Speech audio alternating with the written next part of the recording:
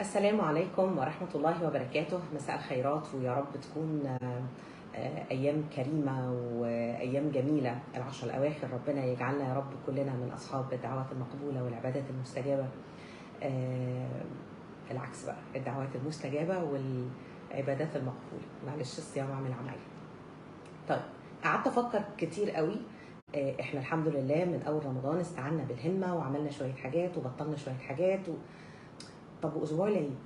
اسبوع العيد اتمد، فكتر الف خيرهم. دلوقتي احنا اجازتنا تقريبا من مساء الاربعاء، معاكم بقى خميس جمعه سبت حد اتنين تلات، احنا عندنا اسبوع على بعضه. حلو، نعمل ايه في الاسبوع ده؟ لقيت ان احنا ممكن الناس اللي عندها شويه كركبه في الجواز تستغل الاسبوع ده وتدخله العنايه المركزه، بس عنايه مركزه بالزاويه الحلوه بتاعتها.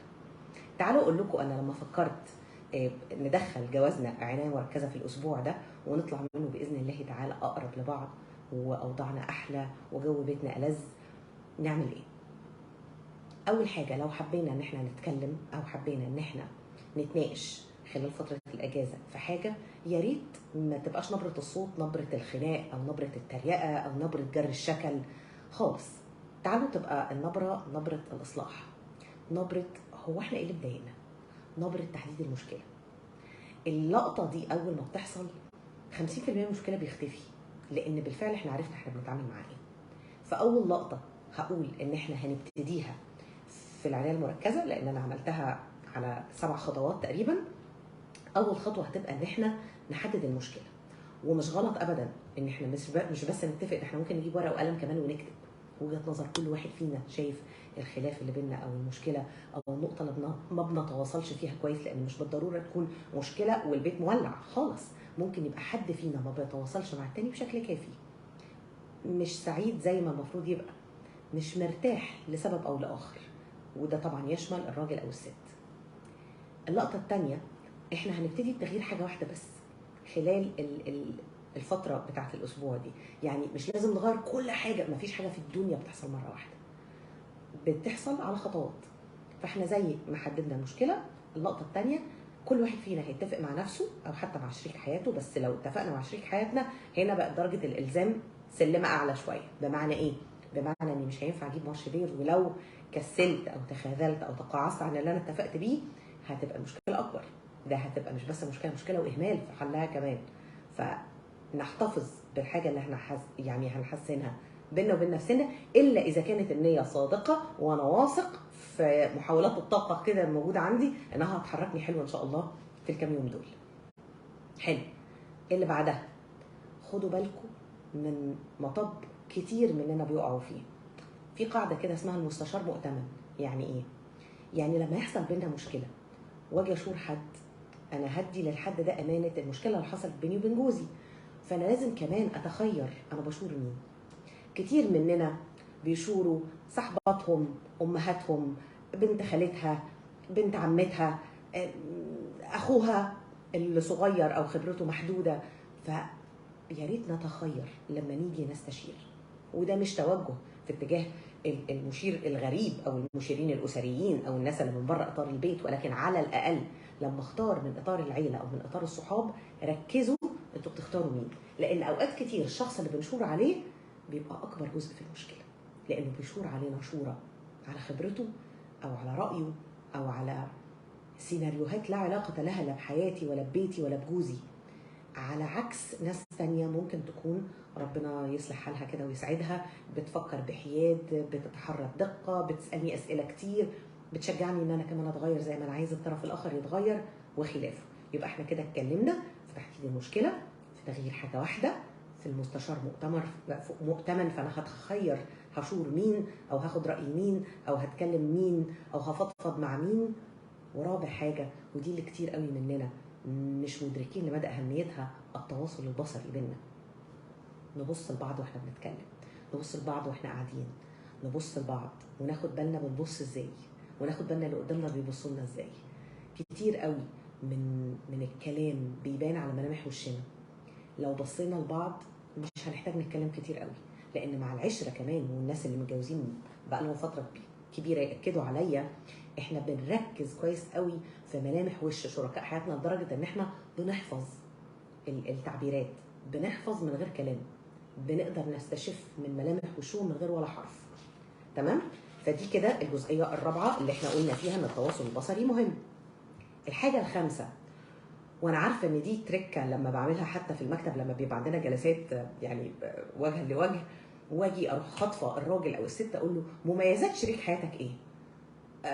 لا كتير. قال لي هي ايه؟ احنا كلنا حافظين العيوب قوي، مركزين فيها جدا. لو اي حد فينا اتسال على عيوب شريك حياته او شريكه حياته هنقر بلا توقف 5-6 دقائق اذا ما كانش اكتر، وكلنا ذهننا حاضر بالعيوب. بس المميزات نادرا ما حد فينا بيفكر فيها، ولو فكر فيها تلاقيها كده مرور الكرام ما بتقفش. لا، انا عايزاكم تقفوا في الاسبوع ده كويس قوي مع المميزات وتقولوها وتشكروا عليها وتحمدوا ربنا عليها، وتشاركوا شريك حياتكم قد ايه الميزه دي او الخصله دي او التصرف ده او الطبع ده لما بيحصل او يبان قدامك انت بتبقى سعيد ومرتاح. خليهم يسمعوا الحلو زي ما بيسمعوا الوحش، ده من باب الانصاف والعدل. وشوفوا قد ايه اللي قدامكم ردود افعاله هتتغير، تواصله معاك هيختلف، ملامح وشها يعني هتتغير ازاي لما بس تقول لها انا بحبك لما بتقولي كذا، او لما بتعملي كذا، او بحبك لما بتتصرف بالشكل الفلاني، او التصرف ده بيسعدني، او الفكره دي بتسعدني. تمام؟ الحته دي مهمه قوي. نفتكر الذكريات الحلوه اللي بينا. وناس كتير قوي بطلوا يطبعوا صور. انا من الناس اللي ما بطلوش يطبعوا صور. انا لحد النهارده كل فتره كده بلقط كام صوره واطبع واحط في البومات او اعلقهم او احطهم يعني على مرأة من اهل البيت. الهدف منها ايه؟ الهدف منها من اللقطه بتاعت مراجعه الصور الحلوه ان مهما عدى علينا صعوبات او لقطات توتر في العلاقه دي لازم نفكر نفسنا ان عدى في العلاقه دي حاجات كتير قوي حلوه، ايام جميله، سنوات لطيفه، طلع منها ذكريات كتير جميله. طب واللي ما عندوش او اللي لسه باقي او اللي لسه بادئ او يعني مش مركز في كتير، ما صورش ما طبعش مش فاكر، يبتدي من اجازه العيد اللي جايه دي يخلق لقطات ظريفه بتضحك، صور وتطبع ويتقال للي حواليك احنا عايزين نوثق الاوقات الحلوه دي، عايزين نفتكر.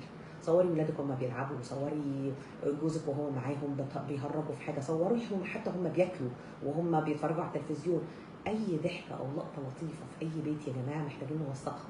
احنا بنوثق الوجع كويس قوي جوه قلبنا، بس اللقطات الكويسه ما بنوثقهاش كتير.